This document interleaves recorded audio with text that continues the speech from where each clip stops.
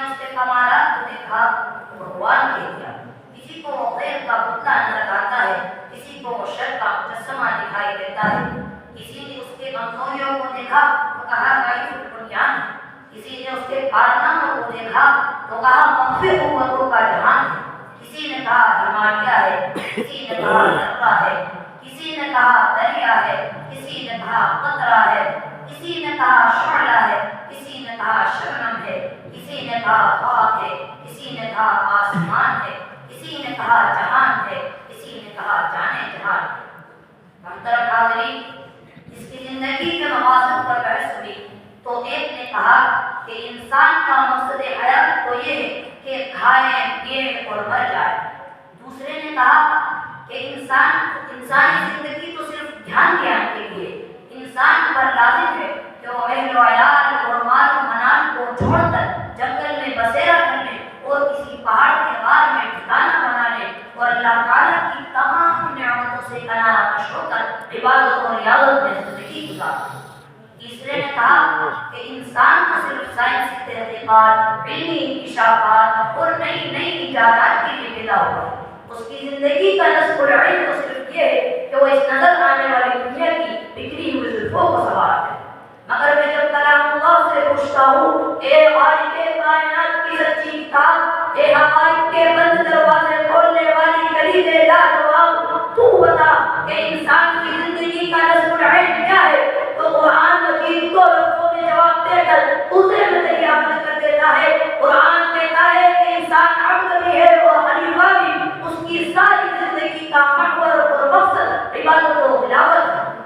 جہاں تک عبادت کا تعلق ہے تو وہ انسان کی فطرت میں داخل ہے، اس لیے کہ انسان مخلوق ہے، محتاج ہے اور کمزور ہے، اور محتاج کا کام یہ ہے کہ وہ غنی کے سامنے جھکے اور اس کے سامنے سجدہ کرے، اس لیے کہ اگر ہمارے پاس سب کچھ ہو ہمیں اس سے مانگنے کی کیا ضرورت ہے؟ ہم تبھی حاجت مندی اس کے پاس پہنچاتے ہیں کہ ہمارے پاس کچھ موجود نہیں۔ انسان کی زندگی کا دوسرا محور اور مقصد خلافت ہے، کیونکہ یہی انسان جیسے مخلوق کے نمونے رکھتا ہے جیسے خالق کے بھی نمونے رکھتا ہے۔ اس پر یہ فریضہ بھی واجب ہوا کہ جو کام خالق کرے یہ بھی وہ کام کرے۔ خالق کا کام ہے اپنی مخلوق کو پالنا، اس کی تربیت کرنا، اس کو ہدایت کرنا۔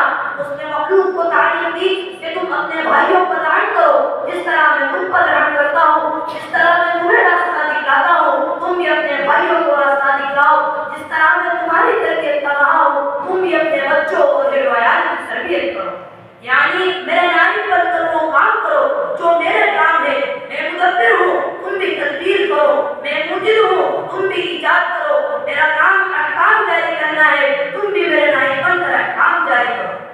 حاصل یہ نکلا کہ ایک فریضہ انسان پر عبادت کا ہے اور ایک فریضہ خلافت کا عین ہوتا ہے۔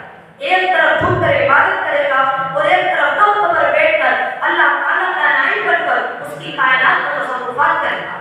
معزز حاضرین، خلافت ایک ایسی عادلانہ سلطنت کے قائم کرنے کا نام ہے جس کا قانون اللہ تعالیٰ کا قانون ہو، جس کی حکومت اللہ تعالیٰ کی حکومت ہو، اور جس میں ہر شخص خود ایک طرح سے اپنا حاکم اور محکوم ہو، کیونکہ یہ اسلامی سلطنت کسی بادشاہ اور اس کے خاندان کی ملکیت نہیں ہوتی، بلکہ ملکیت تو صرف ایک اللہ تعالیٰ کی ہوتی ہے، مگر اس کی نیابت سارے مسلمانوں کا ایک حق ہوتی ہے۔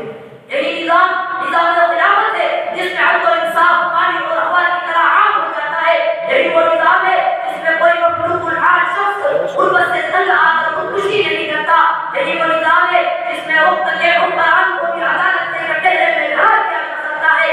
یہی وہ نظام ہے جس میں ہر مظلوم کی بر و کشوئی کی جاتی ہے۔ یہی وہ نظام ہے جس میں حاکم اور محکوم کے لیے ایک قانون ہوتا ہے۔ یہی وہ نظام ہے جو معاشرے کو جنت بنا سکتا ہے۔ یہی وہ نظام ہے جس میں بہنوں اور بیٹیوں کی عصمت کا تحفظ کیا جاتا ہے۔ میرے ہم مکتب ساتھیوں، علماء نے امامت کی دو قسمیں بیان کی۔ نماز کی امامت کو امامت عظمیٰ کہتے ہیں، اور سنت طریقے سے اسلامی احکامات کے مطابق مسلمانوں کی امارت و حکمرانی کو وہ امامت صغریٰ کہتے ہیں۔ حیرت و تعجب ہے ہماری حالت پر کہ امامت صغریٰ کے حصول کے لیے تو بہت کوشش کرتے ہیں، اس کے لیے سر دھڑ کی بازی لگانے کو تیار رہتے ہیں، اس کے لیے امت کو لڑاتے ہیں، قبضہ آبادی کرتے ہیں، مسجدوں پر قبضہ کرتے ہیں۔ امام کے اندر اگر ذرا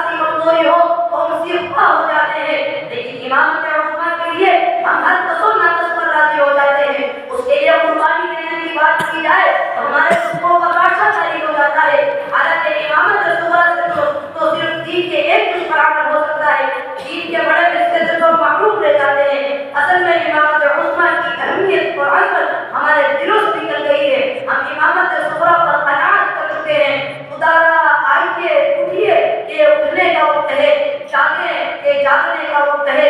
سوشلزم کی ناکامی کا اعتراف خود اس کے عالم برداروں نے کر دیا. جمہوریت کے نتائج کا اعتراف مغرب میں ہو رہا ہے. آگے بڑھیں اور مشرق و مغرب کے لیے نظام خلافت پیش کر دیں، کیونکہ یہی نظام ہر دور کے انسان کے